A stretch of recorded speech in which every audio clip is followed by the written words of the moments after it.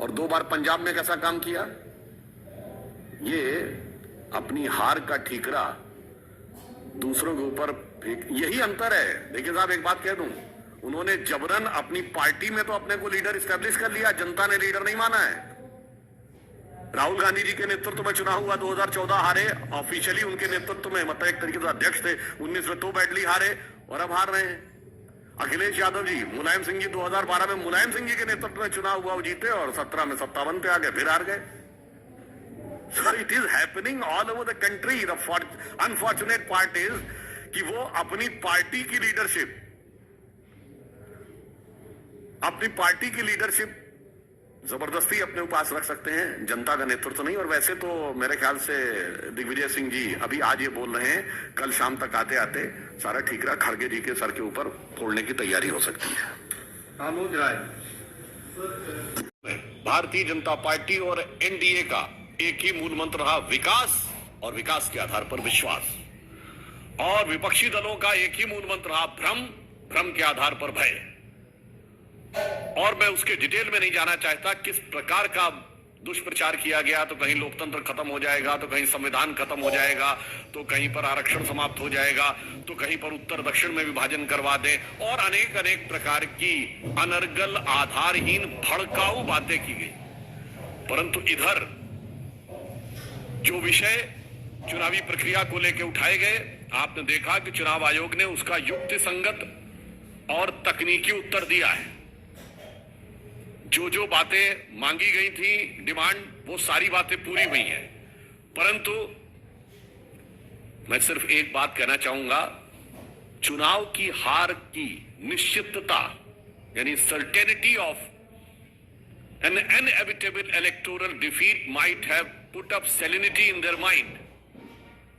चुनाव की पराजय की निश्चितता ने ऐसा प्रतीत होता है कि विपक्ष के मन में एक विक्षिप्तता भर दी है। इसलिए इस प्रकार के आरोप कि 150 डीएम को फोन किए गए, चुनाव आयोग ने कहा बताइए, आपने संख्या कोट की है, संख्या कोट की है तो बताइए कौन है। तो कहते हैं 7 दिन का समय। उन्होंने कहा शाम तक दीजिए, क्योंकि आपने कहा चुनावी प्रक्रिया को प्रभावित करने वाला है। यह दर्शाता है किस प्रकार के अनर्गल बातें उन्होंने करने का प्रयास किया है। इस चुनाव में क्या क्या नहीं हुआ है, प्रॉपर्टी डिस्ट्रीब्यूशन से लेके, मतलब ऐसी कोई भी चीज जिससे लेकर समाज के अंदर विप्लव पैदा किया जा सके। और हकीकत तो यह है कि हमारी सरकार ने एक्सरे किया, और एक्सरे के बाद 2200 करोड़ की जो प्रॉपर्टीज निकली हैं, वो बातें कैश सामने दिखाई पड़ रहा था। परंतु मैं कांग्रेस से कुछ गंभीर सवाल पूछना चाहता हूं। क्या पिछले वर्ष तेलंगाना और कर्नाटक में चुनाव आयोग ने सही काम किया था और केवल राजस्थान, मध्य प्रदेश और छत्तीसगढ़ में गलत काम हुआ?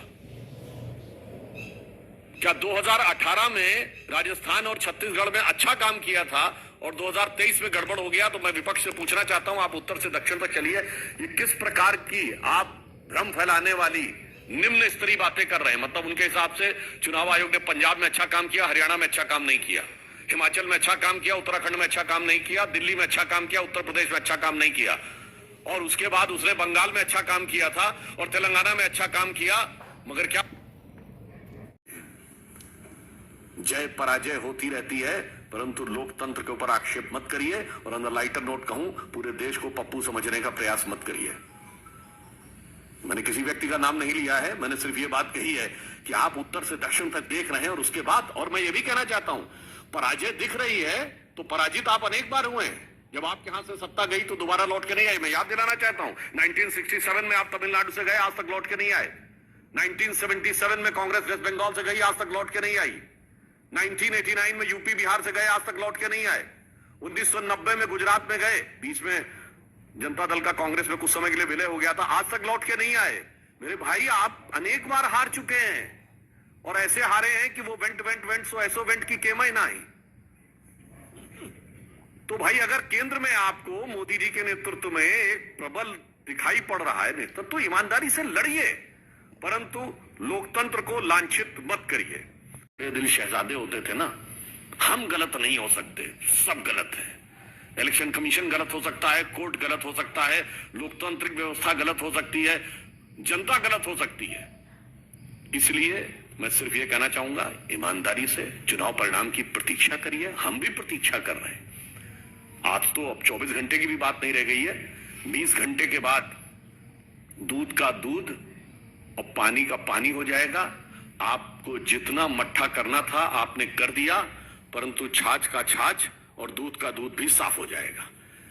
परंतु मैं अंत में सिर्फ यह कहना चाहूंगा कि अब तो अनेक लोग ये भी स्वीकार करने लगे हैं। हमें इस बात का शक ये होता है कि ठीक है, कौन सी ऐसी शक्तियां थी जिन्होंने भारत के अंदर अनरेस्ट पैदा करने का कोई मौका नहीं छोड़ा, और आज भारतीयों के मन में यह संदेह है कि चुनाव के परिणाम के समय भी कहीं ये कौन सी अज्ञात शक्तियां हैं जिनके द्वारा जाने में या अनजाने में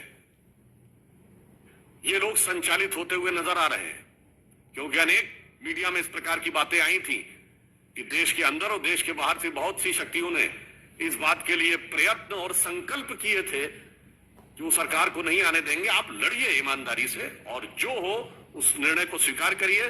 तो मैं सिर्फ ये कहूंगा, अभी जो फिलहाल एग्जिट पोल के जो रिजल्ट्स आए हैं, हम लोग बचपन में कांग्रेस एक नारा देती थी कि सारे भारत से नाता है और सरकार चलाना आता है। अब जनता ने बता दिया कि सरकार चलाना किसे आता है और सारे भारत से नाता भी टूट गया। अब इनका नारा केवल एक हो गया है, लोकतंत्र नहीं सुहाता है, इसलिए केवल बवाल मचाना आता है। तो मैं अंत में सिर्फ ये कहना चाहूंगा कि कांग्रेस पार्टी जवाब दे कि आप लगातार अनेक राज्यों में चुनाव हारे हैं, अनेक राज्यों में चुनाव जीते हैं। चुनावी प्रक्रिया और लोकतंत्र के ऊपर आघात भारत का कोई भी भारतवासी स्वीकार करने को तैयार नहीं है। चुनाव की हार जीत के लिए आप परिपक्व विपक्ष की भूमिका कैसे निभाई जानी चाहिए हमसे सीखिए। हम सबसे लंबे समय तक विपक्ष में रहे हैं, सबसे ज्यादा चुनाव हारे हैं, मगर कभी भी इस प्रकार का आचरण नहीं किया है। तो अब साबित हो गया ना कांग्रेस को सरकार चलाना आता है, ना विपक्ष की भूमिका निभाना आता है। धन्यवाद।